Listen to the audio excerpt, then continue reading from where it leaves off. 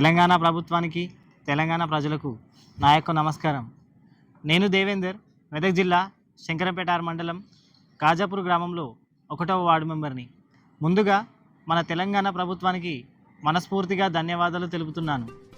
ఎందుకంటే మన ప్రభుత్వం నూతనంగా ఎన్నికైన వార్డు సభ్యులకు అంటే మాకు మా యొక్క విధులు, బాధ్యతలు నిర్దిష్టమైన నియమ నిబంధనలతో ఎలా నిర్వర్తించాలి అనే అంశంపై 5 రోజుల శిక్షణా తరగతులను ఏర్పాటు చేయడం జరిగింది.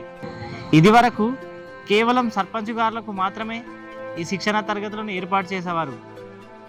మన ప్రభుత్వం ఒక కొత్త ఆలోచనతో మొట్టమొదటిసారిగా మండలాల్లో కూడా మా వార్డు సభ్యులకు ఈ శిక్షణా తరగతుల వల్ల మా విధి విధానాలను చాలా బాగా నేర్చుకున్నాం. ఈ శిక్షణా తరగతులను గౌరవ టీఓటీ గారు చాలా చక్కగా అందరికీ అర్థమయ్యేటట్లు చాలా బాగా వివరించారు. ప్రతిరోజు గౌరవ ఎంపీడీఓ గారు పరిశీలించారు.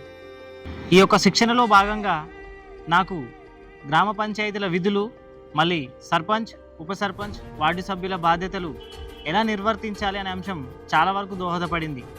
మరియు ఆదర్శ గ్రామాల్లాగా ఎలా తీర్చిదిద్దాలో చాలా బాగా అర్థమైంది. అదేవిధంగా 2018 పంచాయతీరాజ్ చట్టం వల్ల గ్రామాలను ఎలా అభివృద్ధి పరచుకోవాలి, మరియు కేంద్ర రాష్ట్ర ప్రభుత్వాలు అందించే సంక్షేమ పథకాలు గ్రామీణ ప్రాంత ప్రజలకు ఎలా చేర్చాలి లాంటి ఎన్నో విషయాలను తెలియజేశారు. ఈ శిక్షణ తరగతుల్లో భాగంగా ప్రభుత్వ ఖర్చులతోనే గ్రామ పంచాయతీ ప్రజాప్రతినిధుల కరదీపికను, ఒక నోట్బుక్ని, ఒక పెన్ని కూడా అందజేశారు.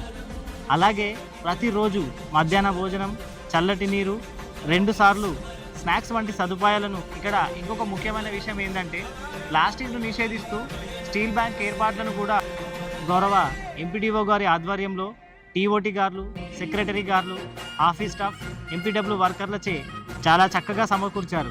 ఈ శిక్షణా తరగతులకు హాజరైన వార్డు మెంబర్లందరికీ 5వ రోజు ట్రైనింగ్ సర్టిఫికేట్ కూడా అందించారు.